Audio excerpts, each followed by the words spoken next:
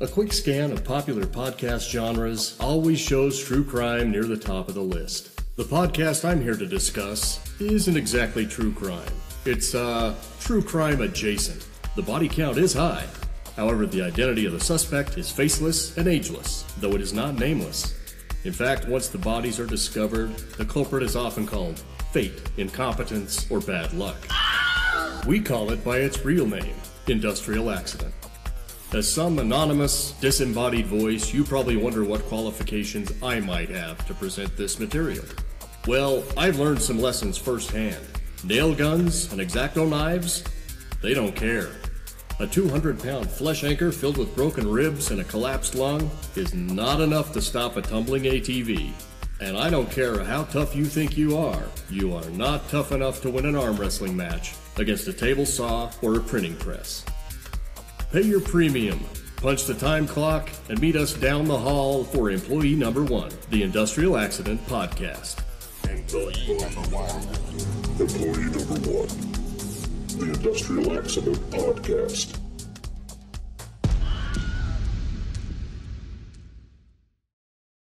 Welcome to Unethical Podcast. I just fell these two girls nearly took another classmate's life. Last May they boarded A fellow passenger on a Greyhound bus basically walking the streets of Winnipeg unsupervised, and the decision is causing concern. Physically is schizophrenic and is found not criminally responsible.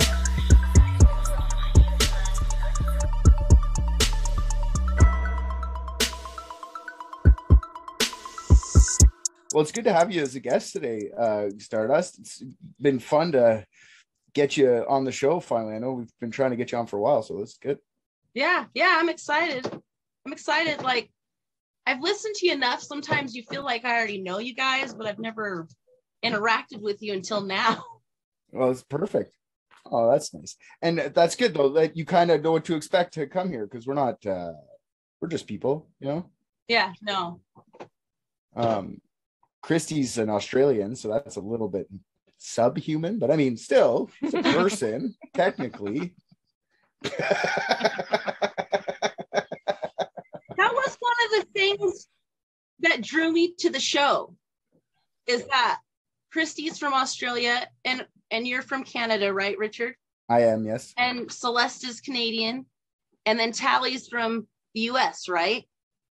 Yep. So I thought that was really cool how there's that dynamic from all over.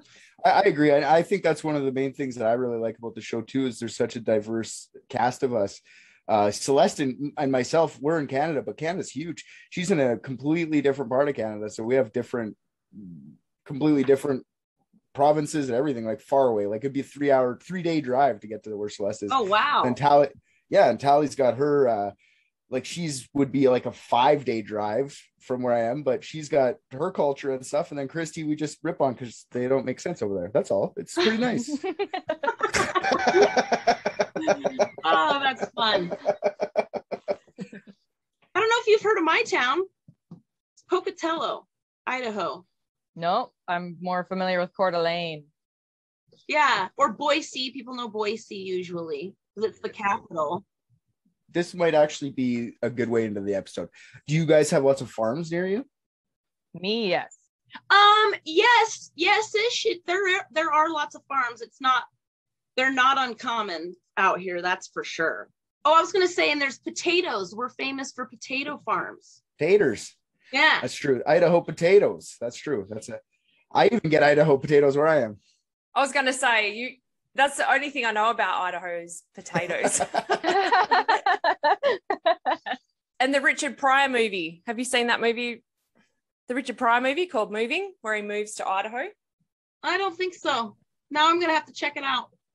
Listen, I'm probably going to just confuse it with a whole nother movie in my head. He moves to Idaho and him and his wife buy a house. And when they get to the house, the owners of the house have removed everything. Like when they first go there, they're walking through and it's an old couple and they're making jokes like, he's like, oh, that's a beautiful swimming pool. And he's like, yeah, don't get used to it because we're taking it with us. Ha, ha, ha, ha, like a joke.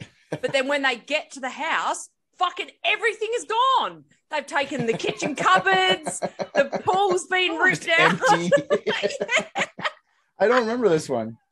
I'll have to check it out. Super fresh start. Yep. Well, do you have what kind of weird farms do they have in Australia? You're gonna say kangaroo, which is fun. What else? Wallaby farm. We don't have actual kangaroo farms. There probably is. In saying that, there probably is kangaroo farms because we actually do eat kangaroo meat. But we don't eat it as much as the other meat. Yeah. What? You really? Yeah, we. I think we're like the only country that eats the animals that are on our coat of arms.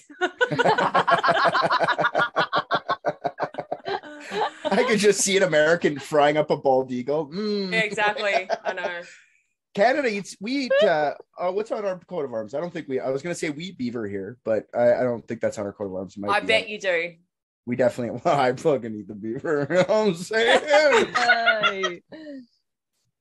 You guys just have like regular kind of like cattle farms, stuff like that. Like cattle farms, wheat. We actually have a wheat belt. You guys don't have to like store winter provisions for your animals because it wouldn't be that shitty in winter. Like you could grow wheat all year round, right? It wouldn't be like on a farm around here, you'd have to like bale hay and save all the hay in your barn for the winter months. You know what I mean? So you can feed your animals through the winter so they don't just die of frozen starvation, right? Like you guys would just have that year round. No, not here. Not here either. We freeze to death here. Well, here too. It gets cold here too. And like we have to do exactly what he's talking about. We have to save the food for the animal. I mean, I'm not a farmer or anything. I don't have horses, but I know that that's what they do. Right. Yeah. Well, with farming, okay, you have to, with us, Christy, to bale these hay, like get a bunch of hay, cut it down, bale it, store it, okay? And if you do it too early in the year, it can be like if you cut down your hay and you have to let it dry. And if you do it before it's too dry, it can be put away. And you wouldn't really even know. You have to kind of know. So you wouldn't really know that it would have moisture in it. Ah, so it goes moldy. Yes. And you could actually, what can happen when it's growing mold, if it's at 20, if it's like too wet, this won't happen. But if it's too dry, this won't happen. It has to be like a 20% like moisture level, and the mold will grow inside of there. And like the chemical reaction of the mold growing will actually release heat, and bales of hay and hay can just light on fire. Oh, wow.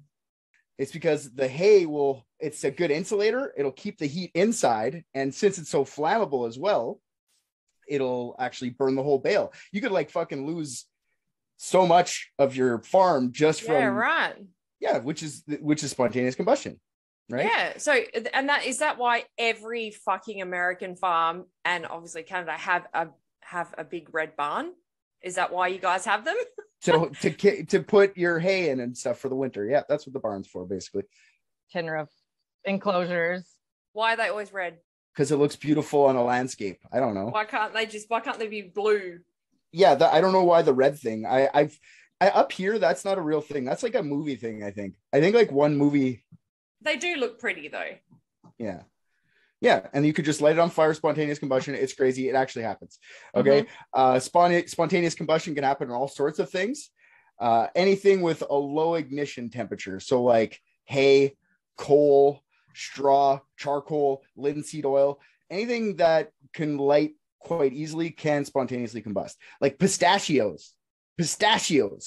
What? If you store large quantities of pistachios in the same spot, they can spontaneously combust. Oh my God. Yeah. It actually accounts for 14,000 fires in America each year. So wow. That's pistachios? Not pistachios, but spontaneous combustion, sorry. Accounts for 14,000. Yeah, pistachios alone. 14,000 pistachios are the silent killer. 14,000 deaths a year caused by pistachios. Like, I'm scared now. I better throw my pistachios away. Jeez. I'm not supporting big pistachio. They're not telling us these numbers. Why the secrecy? Yeah. So like I said, a lot of things can happen with spontaneous combustion, including which our subject is today, which is humans. Humans can spontaneously combust.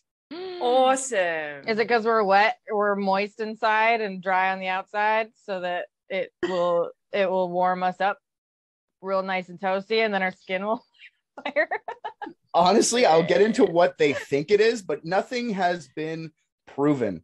I want to be rolled into a ball and see what happens. Yeah, just bailed. You want to be bailed up and tied up with twine? It's a weird kink. Eat me like you're a cow. Do you have to tie like a whole bunch of humans together for it to work? Unfortunately, what I meant is I'm calling y'all from jail, so like I need to be bailed. Oh yeah. So spontaneous human combustion is defined by the medical dictionary .thefreedictionary.com as a process in which the human body allegedly catches fire as a result of heat generated by an internal chemical activity, but without evidence of an external source of ignition. Right. All the rage. Yeah. So that's that's scary. Like, just think about that as a thing. Like, that's terrifying that you could just light on fire from the inside out. That is, I don't know. There's photographic evidence of this shit. So it actually happens. It's not like a theory where people spontaneously combust. Whatever is happening is actually happening. It's just not explained what's happening. So remember that this can happen. That's fucked. It's scary to me.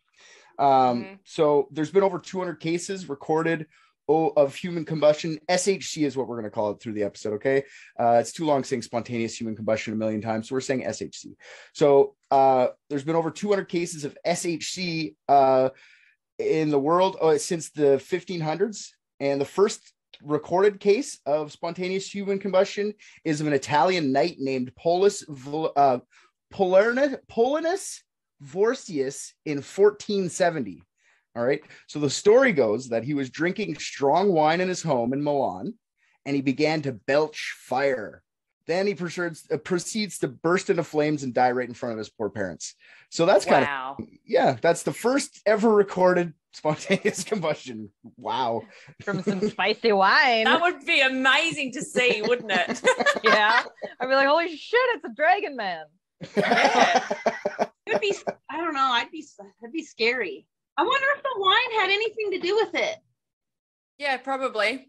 Yeah, alcohol does play a factor into this whole thing, and we'll get into it as we go. You'll notice there's some common themes actually as we go through the episode, and I have 4 or 5 cases that I'm going to go through. I want you guys to like kind of pick out the similarities, and we'll talk about them because that comes up at a certain point too. You'll start to notice some things that kind of line up with these things. Okay. It's hereditary. Imagine there's just a line of you live till 42 and then you burn up into flames. Sorry, it's in our genes. We probably should have stopped reproducing, but what the fuck do we know? Yeah, we're trying to find the mystical ice lady from the fucking trying to find what was that chick's name? God damn it, I fucked it up. Jean Hilliard. Yeah, we're trying to just breed with Jean Hilliard. We'll be evened out. All right. So this belching of fire and bursting into flames was first described in 1641, almost 200 years later, by Thomas Bartholin in his Compendium of Strange Medical Phenomena entitled Historiarium, Anatomicarium Rarorium. That's fun, right? Nice. So he got this account from one of Vorstius's descendants. So that's 200 years later. So who knows how much of that account is true, but they were passing it down for 200 years. So keep that in mind, right? Something must have happened. Whether it was like that dramatic of a story, I don't know. But it started back in those days. Like the first one ever recorded is that long ago, fucking 600 years ago almost. So I find that insane. He probably just got so pissed he set himself on fire. I'm still living with my mom. He's almost out of wine. In fact, what I find even more interesting that in 1763, there's an entire book written on the subject of spontaneous human combustion. It's entitled De Incendis Corporis Humani Spontaneous. I want to read it. Yeah, me too. Would be awesome. And it was published by French physician Jonas Dupont in 1760. Like I said, it is considered to be the first reliable evidence of SHC. It's like I said, a collection of cases and studies of SHC. And before this book was published, SHC was just dark folklore passed from tavern to tavern, like an urban legend of the time. But after this book was published, it was published like in more of like a scientific light. So it got thrust into the greater public's imagination. Dupont said that the book De Incendis Corpus Humani Spontaneus was inspired by the story of a lady named Madame Nicole Millet of Reims, France. So Millet and her husband were innkeepers, and she was said to be a big girl and a big drinker. Hey. Big drinker. And on the night of February 20th, 1725, Nicole Millet couldn't go to sleep because she was too cold in her bed. So she got up and went to her kitchen to warm up. And then at about 2 a.m. the next morning, Mr. Millet was awoken by a strange and pungent odor. After a quick search of the house, he found his wife as a pile of ashes and limbs in the kitchen. All that was left was her skull, a few bones from her spine, and her lower legs. These parts lay atop the nearby ashes found in the kitchen. The floors surrounding the ashes were burnt, and the roof atop the ashes were burnt. It's like a head blew off. They're probably like stuck to the floor. They had to like take the like those paint scraping things. Like nearly no damage to them. Almost no damage to them at all. You could have picked them up as if they were like in a prosthetic. I bet they were still hot. Nope, not even at all. What? So her husband, John, was actually accused of immolating her and arrested for her murder. Oh no. Yep. The authorities said that that he'd been having an affair with a young barmaid, and he had tried to burn her body parts in the nearby kitchen stove to get rid of the body. So at trial, Mr. Millet was acquitted by the testimony of a young surgeon named Claude Nicolas Lecat, who was staying at the inn the night of the combustion. Lecat. I like it. Lecat. Meow. Lecat was sleeping, and he woke up to the smoke, and he was there when Mr. Millet and the other patrons of the inn found Nicole's body, or what was left of her body. Yeah. Fuck. The Lecat convinced the court that Mr. Millet didn't murder his wife because it didn't really make sense, and he was a surgeon. Like they said, he couldn't really murder in the amount of time that happened. Didn't really make sense, and this was spontaneous human combustion. And his explanation to the court was that it was because Mrs. Millet had a visit by God. So, yeah, God just made her into ash. And you know what the court said? You're right. No problem. Of course. That was like the most common belief as to why that happened. It was like a visit from God back in those days. When did that happen? What year? 1725. Makes sense. Yeah. Another fun case is the one of Countess Bandi. She was the daughter of an Italian count. She was also a big Italian girl, loved her spaghetti, loved her cold cuts, loved men to have chest hair. You know what I'm saying? Why do you just keep describing me word for word?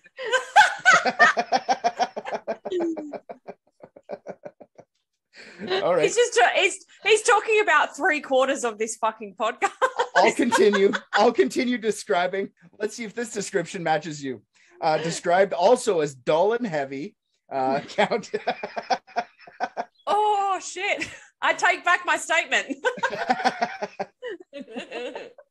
Yeah, she was.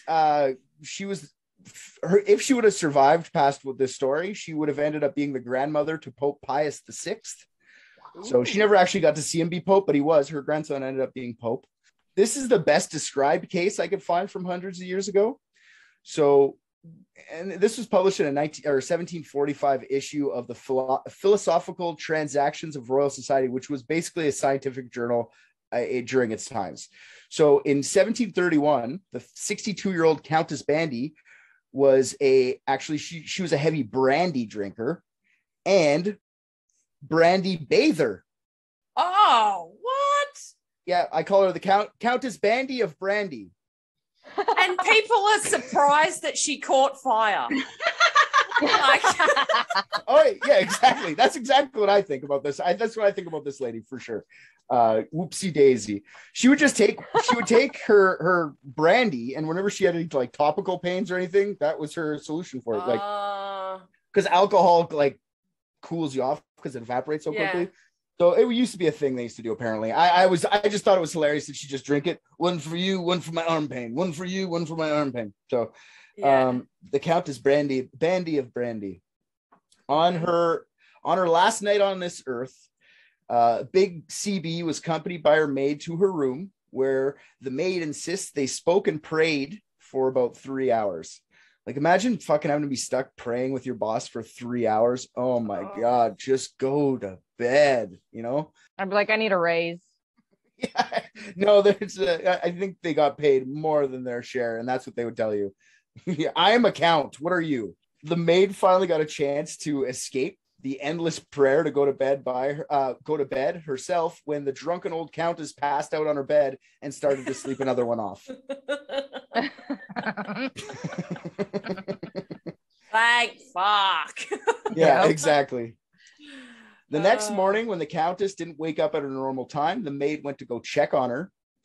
When she entered the room, it was full of soot, and about a meter from her bed lay a pile of ashes. The soot was everywhere, including the neighboring rooms. By the placement of the sheets on the bed, it looks as though the countess may have gotten up at some point in the middle of the night. Beside the ashes were her lower legs, 3 fingers, and the front of her skull full of a half-burnt brains, which were relatively left intact. Wow. None of the furniture was affected by the fire, including the bed. The bed, however, was covered in a greasy, smelly layer. Ew. Yeah, the window also had a yellowy grease covering it. Ugh. Ew. On the floor, there was an oil lamp covered in ashes, but with no oil. Now, could the oil have caught her on fire? I thought that directly, but in the actual account of this, you can find it on the internet. It's in the show notes. It'll be in the show notes. It says, and I quote, "It is impossible by any accident the lamp should have caused such a conflagration." So, meaning we don't get a picture of the scene, but from what the investigator saw, that lamp had nothing to do with anything. But it was broken on the floor? It was on the floor, tipped over. So I'm like, I can't discount but not it. broken. No, it was just tipped over on the floor. Sideways on the floor. Yeah. So after SHT, so that's that lady.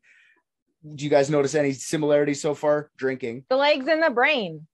Legs or the and skull. The skull, correct. So there's things that are happening that are common that you'll keep seeing.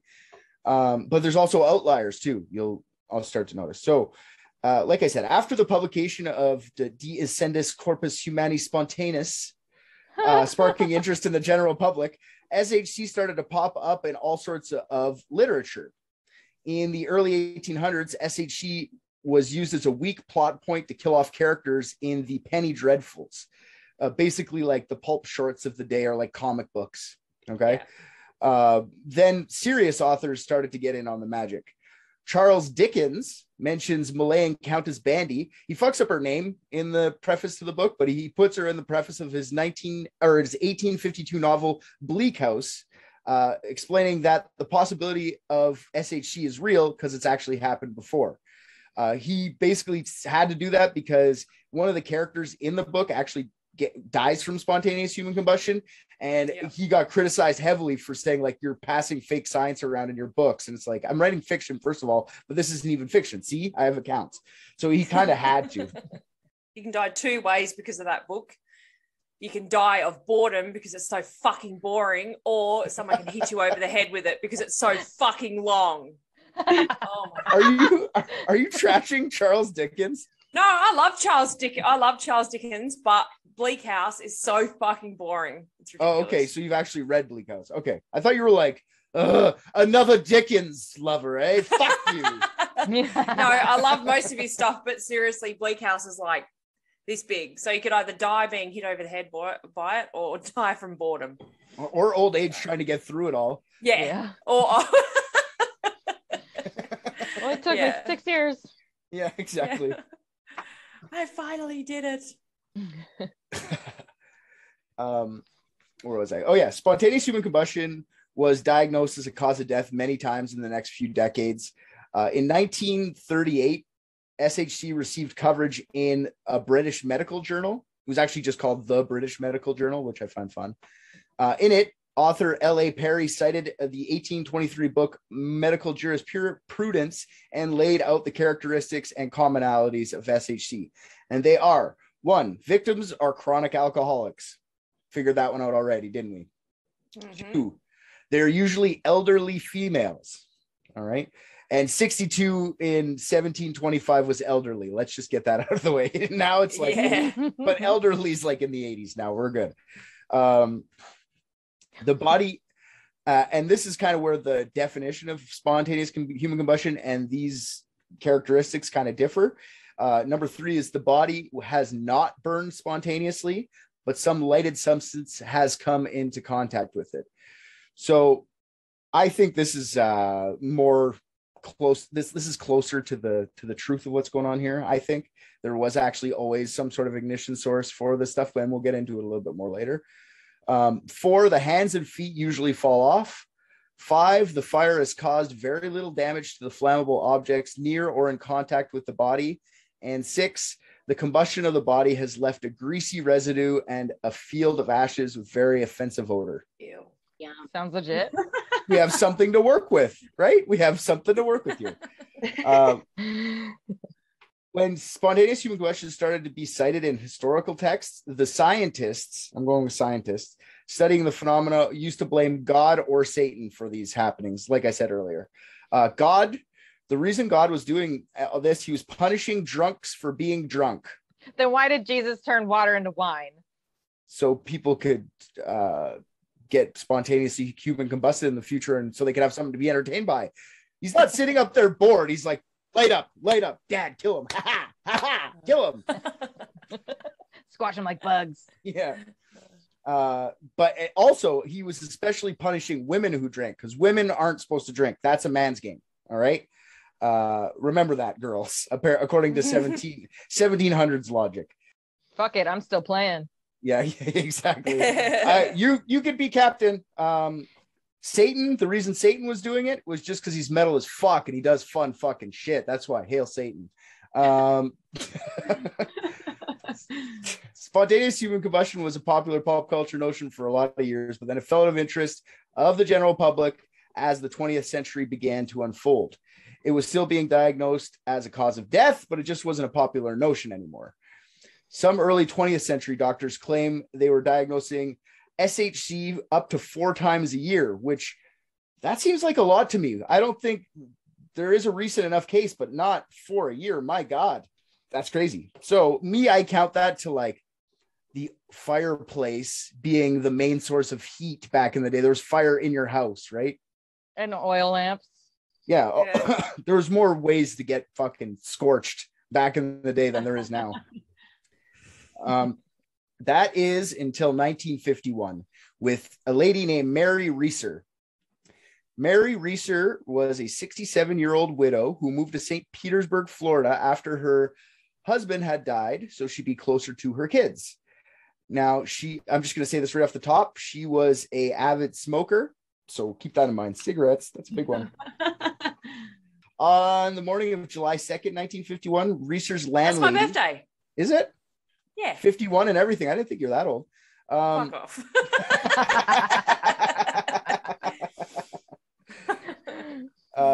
Reester's landlady, Pansy Carpenter, which I find an awesome name, Pansy. That's Pansy, so great. Yeah. Pansy Carpenter came to drop off a telegram. Yes, telegrams were still around in 1951. There were millions of users until 1970s when they finally phased it out. I thought that was alarming that the messenger boys were still running around with "come over and suck my wife's dick" messages for his you know what I mean, like the others. Anyways, oh man, the women of the 50s had their pick of them, didn't they? The milkman, the telegram boy. Exactly. Yeah. When Carpenter went to open the door, she noticed that the doorknob was hot to the touch, like danger hot. So Carpenter immediately ran back to her house, called the fire department, and soon the firefighters were bursting into the apartment. The apartment was soot and smoke filled, no Reeser in sight, only a black pile of ashes. When firefighters entered the room, they saw the scene that would end up being debated for years, if not decades after. The Mary Reeser case was also the first case of spontaneous human combustion that was investigated nationally in the United States. So, like I said, she was almost nearly completely cremated, which is crazy because to cremate someone, it takes 3,000 degree temperatures for 3 or 4 hours. Yeah, it's very hard. Yeah, this would have happened over like an hour. Okay. With her, it was only her skull, a portion of her spine, and her left foot that hadn't been reduced to ashes. That includes bones. Her left foot was still inside her slipper, which was undamaged. Plastic cups melted nearby and lost their original shape, but they didn't go up or anything like that. The bedside table's candles melted, leaving only unburnt wicks melted behind. And the slipper survived. That's crazy. I bet you she dropped her coffee or something and it got like soaked beforehand. Oh, it was wet. Yeah. That makes Yeah. Actually, I didn't even think of that being an option. That's true. Maybe she stepped in a puddle. God damn it. And just get Or a back. dog peed on her. Yeah, for sure. Ew. Somehow her foot got wet. Yep. The chair she'd been sitting on and the ceiling above was basically the only damage. And there was also the soot and the stinky ashes, like the I other want to case. know how they're putting themselves out. Drinking. Like, how was nothing else on fire after they're done? They're literally just exploding. There's theories. I'll get to them. I kind of went private dicks with this one for fun. Okay. Yay. Yeah, it's kind of. All right. I feel like a dick, so let's do this. We're unethical dicks today. Yes, ma'am. All right. So this is one of the weird facts of this case. It's an outlier for sure, but I don't even know if it's a fact. I don't get it, but we'll see. So this is a weird one. Investigators say that her head was intact, like fully, but it had shrunk and it was the size of a teacup. Oh my God, that's so fucking cool. Witchcraft. I can't figure out why. And I looked and I couldn't find anything. I looked up shrinking heads and I looked up the process of shrinking heads, and it has nothing to do with fire at all. What they do is they'll take the skull out of a head and they'll just fill it with red seeds and they'll sew the mouth shut. That's what it has to do with. Nothing to do with fire or anything like that. So I don't know why it shrunk. That's fucking weird to me. That's an outlier in all these. But it happened apparently. Yeah. I'm saying witchcraft because I'm noticing that these are happening like every 100 years too. So like someone put a curse on like a family or something, and somehow they're all connected like 100 years later. Or maybe it's yeah. I like your line of thinking, but I'm going the It style. Like it comes out and feeds. It's not actually a pile of ashes. It's a fire demon that takes a bite and just leaves whatever ashes are left. I like that. Takes a bite out of the middle. Yeah, exactly. Yeah. Turns its head side like a big old taco. Yeah. That's where all the good stuff is, like in the middle, all the juicy bits. All the organ meat. Yeah. All the offal. The giblets. Yeah. Giblets. All right. I almost made myself barf. That would be the first on Unethical. Yeah, someone yakking for sure. Yeah. So yeah, the police chief of the time, J.R. Reichardt, investigated, and after many theories were brought to him, there was no clear answer as to what had happened to Reeser. So Chief Reichardt gets so frustrated, he drafts a letter to J. Edgar Hoover himself and his FBI asking for help. Now, this must have pissed off this small town chief of police. You know what I mean? Because that happened in his jurisdiction. Why are the feds coming in to fix his day? He must have been pissed. I've watched enough TV to know about jurisdictions. He's just like, no, this is a classic case of shook. SHC, right? Shook. He's like, what are you talking about? Jagger Hoover's just putting on lipstick and like, what are you talking about?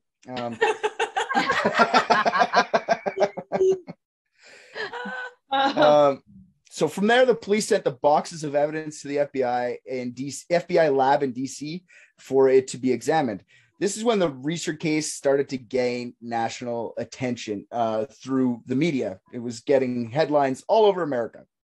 Many people had theories, and diagnosis of spontaneous human combustion was even proposed by the local papers before anything got sent. So like it was an early theory is what I'm trying to say.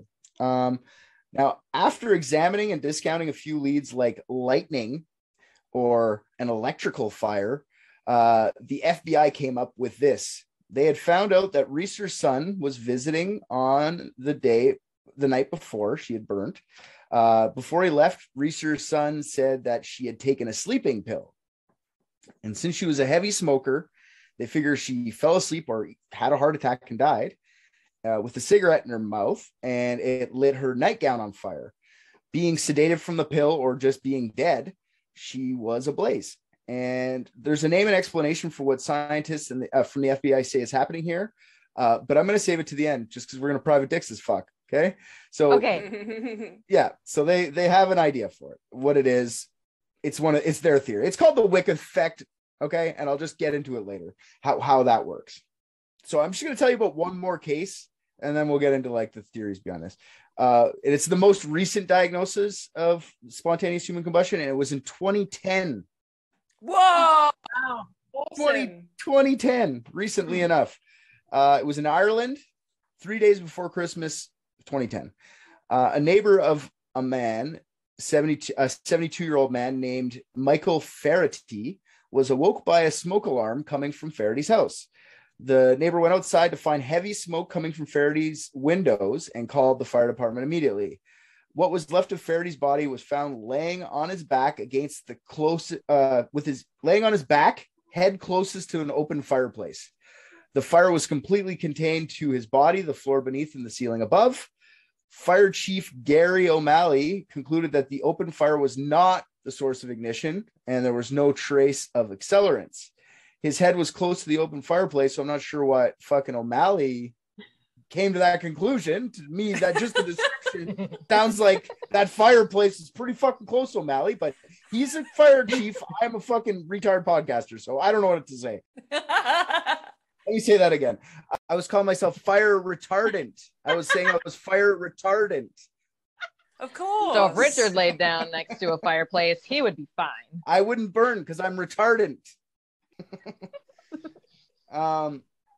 Yeah, where was I? Okay, so there's no evidence of foul play either. That's another thing I forgot to say about this. A lot of these things, most of these things, there's no evidence of foul play at all. Usually they're just by themselves. In September 2011, after scouring through medical textbooks and dodging the media for nearly a year, Dr. Syrian McLaughlin, the coroner, ruled the death of Faraday as spontaneous human combustion, to the amazement of the world. Awesome. Yeah. They had the usual greasy ashes, stink, and leftover limbs. So what's going on here? Let's talk about it a bit. There's a bunch of theories, and I'm going to go all private dicks on this biatch. I wrote that in the script. Okay. In the old days, SHC was explained by an act of God, like I said up top. Over the years, there have been many other theories that have popped up. Electricity has been a big theory over the years, like lightning strikes through windows, ball lightning, like I said, which is just lightning in ball form that happens very rarely, apparently. They got Dragon Ball Z'd. Exactly, yeah. Hoo-ah! Hoo-ah! They were in Mortal Kombat. Get over here. It was Raiden. Yeah, Raiden fucked them up. Arcs of electricity coming from outlets around the house. That's another one that's been about electricity. Most of these have been discounted as improbable. Another early theory is that since the victims of SHC are usually drunks, the water in their cells has been partially, if not mostly, replaced by alcohol. This, in conjunction with being a bigger person, human fat is very combustible. This made them flammable, and they would burn up at high temperatures, destroying the bone in the process. So it's basically the reverse of Gene Hilliard, you know? Yeah. You don't get saved by the fire.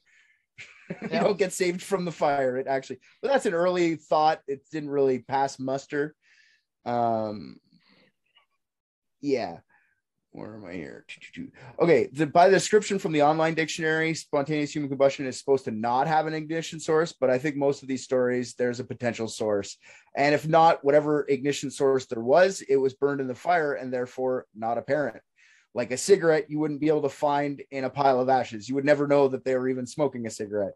Or let's say, I don't know, anything, fucking ash, like a spark from the fireplace coming on you. How would you know that was coming on you? You know what I mean? Like, so I think that is actually part of it. Here's another good big theory that I actually kind of believe part of this, and I'll tell you why in a second. Some of the theories suggest that self-immolation may be the reasoning.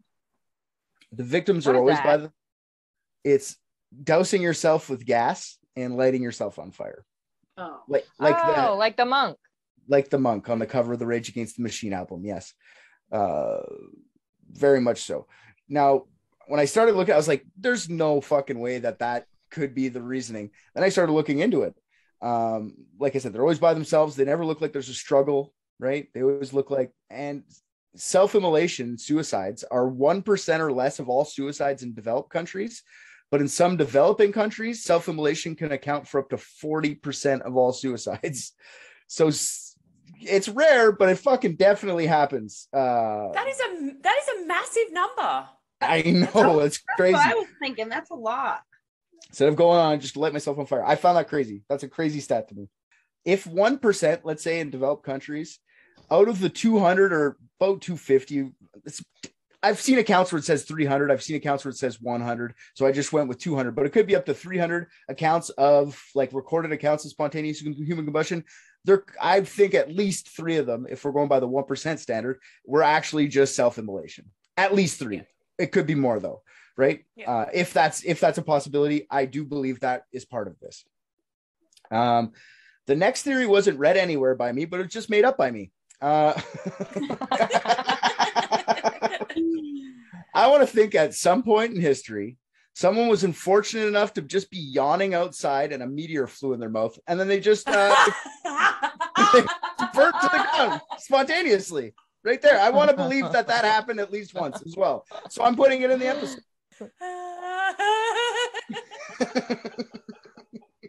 That's what I'm saying. I'm not the only one doing this, even with spontaneous human combustion. In his 1976 book, Fire from Heaven, UK author Michael Harrison theorizes that SHC could be poltergeist activity. So if you come into contact with a ghost, you will light a flame and you will be fucking combusted. So, is it poltergeist created by people, like their negative energies? Isn't that what poltergeist is? I guess. Yeah. I guess. So always be positive. Exactly. And if you do see a ghost, don't touch him. You'll end up a greasy stain on your fucking parents' window.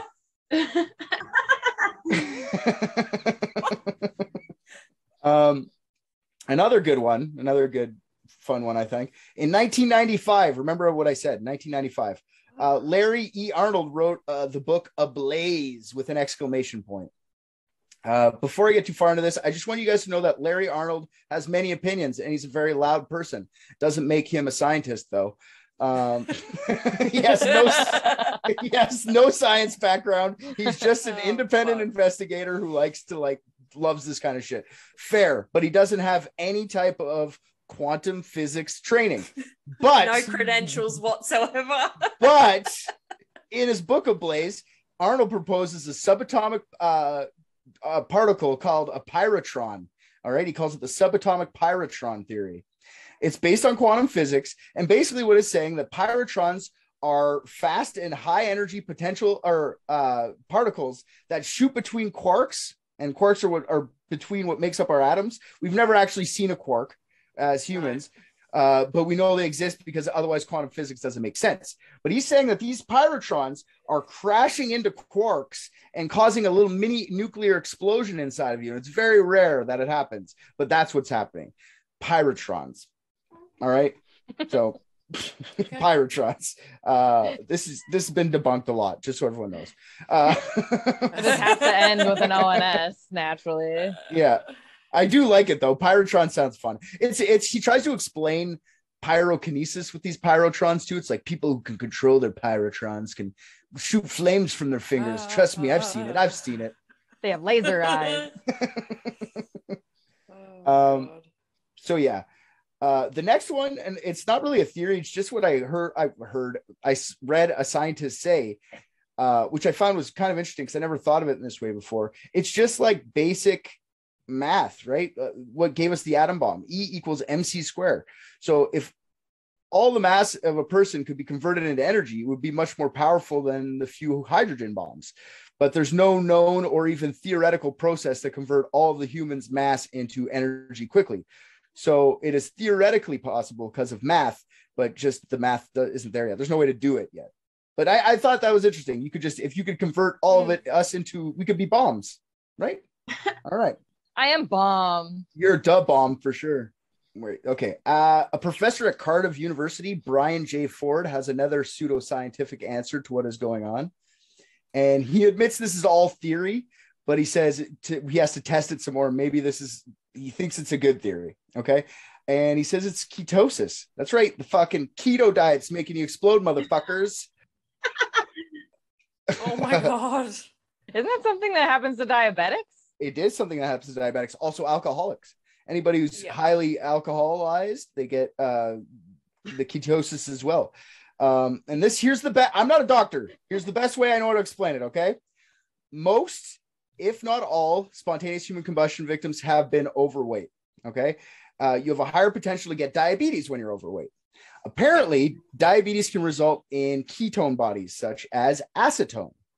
Now, have you ever smelt the breath of someone when they're in ketosis or full of acetone? It's fucking nasty, like a diabetic that just gets hammered. Yeah. Yeah. My grandpa, before he passed away, definitely all the time smelled like that. What does it smell like? Give it a description. I don't know. Gross. I can't. It's like fruit. It's like a fruity but disgusting like body odor. It's like fermented fruit, like really old fermented fruit. Yeah, that's a good way to describe it. I would assume nail polish. No, it's a sweet but sour. It's a gross smell. I don't really like it. But I always thought it smelled like death. That's what I always wanted to call it. Maybe that's what death smells like. I'm not around corpses often enough. I'm gonna have to figure that out. That smells like. Yeah. Never been around decomp. Yeah, it's gross. But heavy drinking, being an alcoholic, can also put your body into ketosis, which also eventually makes acetone. And acetone is highly flammable. And if you're overweight, acetone can render into body fat, which is also very flammable. So with enough acetone and a spark at the right time, Ford suggests that this could account for spontaneous human combustion. The less fatty parts of the body survive, and the rest is gone up quickly at extremely high temperatures. Like your feet and your hands, your toes, and the back of your skull has no fat on it, so it doesn't light up with the rest of your body. Ford ran some experiments by soaking pig flesh in acetone to see if it would go up. And in his words, it went up like an incendiary device. Wow. That's scary. Just pig fat. Ooh. Yeah. Pig and human are very similar flesh wise, right? And he can't really put a pig into ketosis. So it's the science isn't there yet. Like you can't just make a pig an alcoholic and make him smoke and be overweight and be like, let's. So he just took a hunk of flesh and just wrapped it in acetone. That's not really the same. So maybe it's pseudoscientific to me because he hasn't tested it enough yet, but it is a decent enough theory in my opinion. So that keto diet's really going to blow you up, guys. Chill out with that. Eat some fucking carbs, you weirdos. Bagels are delicious. They are fucking delicious. All right. So here's another science one. Dr. Lawrence Afrin says that a condition named mast cell activation syndrome, MCAS, could be the cause of spontaneous human combustion. Mcas. Mcas is a very rare disease, very, very rare disease. And this takes into account why we're not seeing people just light on fire all the time. If spontaneous human combustion is real, how come we don't see it everywhere, right? He says it's because they have to have this very specific disease for it to actually happen. Now, this disease, what it does, it's a rare immunological disorder that makes mast cells work in overdrive. What does mast cells do? I don't know. I don't really care. It doesn't really matter. What matters is that the MCAS, that since these cells are working overdrive, they're producing much more energy than they would be typically. And then Dr. Afrin says that one time he had a patient with MCAS grow ill, and the patient began to smoke in front of him and many other witnesses. Dr. Afrin was around him, so they kind of cooled him down and made him not light on fire. But he said if that had been at home by himself, he just would have lit on fire probably. MCAS is already not well understood by the medical science in general. They don't really understand what's going on with it. Just doctors don't. And it's not understood by me at all. So I'm not going to go further into that one. So is this the last one? I think there's a couple more. The Wick Effect. Now I mentioned that earlier with Mary Reeser. Remember the first nationally investigated case of spontaneous human combustion? She fell asleep with a smoke in her mouth while sleeping, pilled out, and they think she died because of that. Well, what FBI investigators concluded was what is now known as the Wick Effect. As the subcutaneous fat from her body warmed up and melted, okay, when she's dropped the cigarette, okay, so I'm going to explain this because I wrote it down, but I'm better just talking. So, falls asleep with smoke in her mouth, okay? Smoke falls, lights her nightgown on fire, okay? Breaks the skin. The subcutaneous fat from her body is warmed up, melted, and it seeps into her clothes, creating a slow and hot burning wick. Yep. So it acted like a wick to the candle, but just like a reverse candle, okay? And the fat was the wax.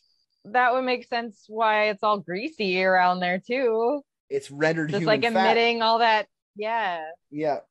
cholesterol. Cholesterol everywhere. That also makes sense as to why nothing else around burns, because it's kind of contained. The fire is contained. Hot air and smoke rose to the top of the room, so that's why only the top of the room really got hot. The rest of the room was kind of there. The bottom, when it got to the bottom.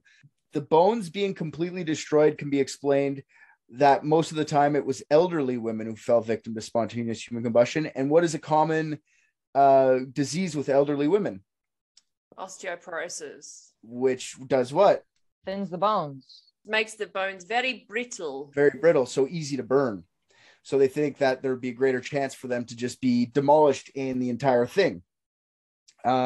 Extremities don't burn in the hands and feet because they have less fat, same as the ketosis thing, making them less likely to burn. Most times they think the person is either so drunk that they don't wake up while being burned to death, or they died of whatever illness they had, like a heart attack, like I said. Big girls get big heart attacks with smokes in their mouths after 60. That's what I wrote there.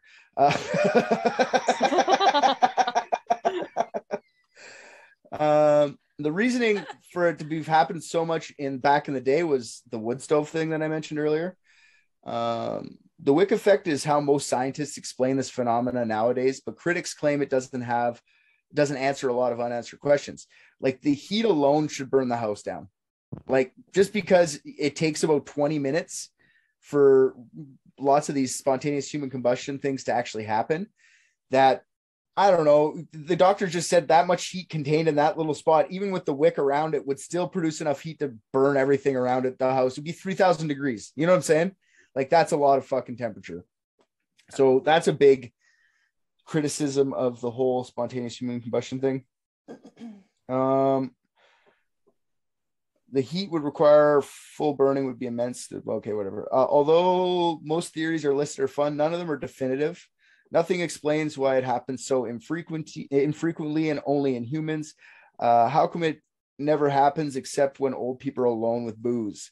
Usually here is where I'd ask the dicks what they think. After hearing all the theories. There is another theory that I wrote down here quickly afterwards that I forgot about, is that some of these spontaneous human combustion things, they think that it is, since it's so hard to diagnose and it's still being diagnosed to this day, and they don't really understand the full process of it. It's one of the theories, it's not all of them, but some of them are probably murders covered up. So they'll just kill their parents or whatever, light them on fire if they know about spontaneous human combustion, fucking melt them to nothing, and then just call it a day. The Wick Effect. And you said Reese's son had stopped by like previously. So yeah. But that's the only one we know of that had a visitor because oh fuck, there's like I could have went on forever with these cases. There's so many of them. I just picked 4 of the fun ones. There's about 20 of them that I could have just went off on. I forgot to mention about the Wick Effect too. The guy did test the Wick Effect on a dead pig. He just found a dead pig and wrapped it in a blanket and lit it on fire. How did that turn out? It worked. Pigs in a blanket. Yeah, pig burning. Yeah, pig in a blanket. You burned it. Yeah. It actually did work, but it took like 4 hours for it to actually melt away. It had the similar stuff. So that's why that's why the Wick Effect is usually how they explain it, because it has a minute amount of scientific backing. It doesn't account for the time, but it accounts for most everything else. Also the murder thing, I think that might be a way of something that's happening a bit of the time as well. And self-immolation. I think it's a lot of things. I like this ketosis thing, just so you guys know. I think that maybe mixed with the Wick Effect, like if you have a high ketones, like high acetone, plus you fall asleep and you get lit with your subcutaneous fat, I think that's what is probably going on. I think the ketosis thing is, but yeah, those are all the theories. That's what I wrote for this bad boy. It's a pretty good one. Awesome. What do you guys think's happening here? Anything that you guys sticks out that I didn't think of? My mind is still blown. I don't even know. It's just because it just seems crazy that it could happen at all to me. So I'm just like, yeah, my brain hurts now, Richard. Sorry, I do that sometimes. I've been known to hurt brains. I don't know. I think that, with the earlier ones, there was so many open flames in a house that they could have easily like walked by and had their sleeve of their nightie or whatever. Nightie. It's like they were a baby, not an old lady. What is it called? Nightgown. And they're all frilly and shit back then. So they probably just accidentally waved over an open flame or something. Yeah, the problem with that though, with that whole thing, they just lit on fire. It doesn't account for bones. Bones should not be gone if you light yourself on fire, right? Well, and then nothing around being burnt too. That's true what too. I'm thinking. Yeah, because if you think you figure if you were walking around, you got lit on fire, you would notice eventually and like panic. And if even no one was around, you'd run around the room, you'd be lighting shit on fire, like ah! Yeah, you'd think that how many times we were taught stop, drop, and roll, we'd use it a little more often, but yeah, no, it's true. I'm still too young. I don't know. Maybe Christy got this. Maybe because in Australia they never do this. But my parents, for sure, they get them to hide under the desk. Like how many times do they have to hide when they thought nukes were coming? Like during the Cold War, hide under the desk, kids. There's a desk hide. Now it's the drills at school are active shooter drills, so that's fun. Yeah, they huddle us all in a corner. Very smart. Yeah. Make you all easy targets. Just put you all in a big group in one corner.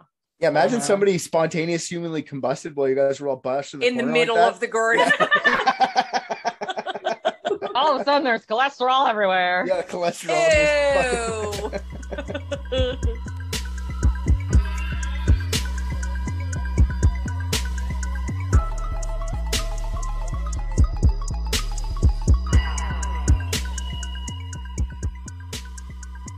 Hey guys, thanks so much for listening. Head on over to our Facebook and Instagram to join in on the conversations about all things unethical. Just search Unethical Podcast. You can also find us on Patreon, where you can get access to all of our super awesome content, uncut videos of our discussions, and early release of all the episodes. We are adding fun stuff all the time, so you should definitely come and check it out. Thanks again. We appreciate all of you.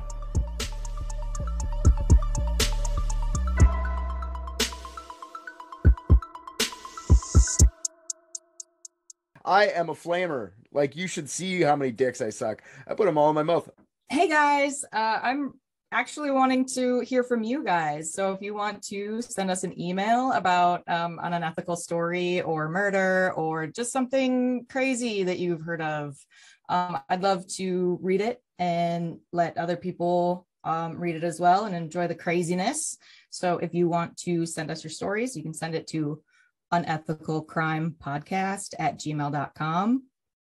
And so that we know it's a story from you, add it the attention line to Tali, and I'll read your stories.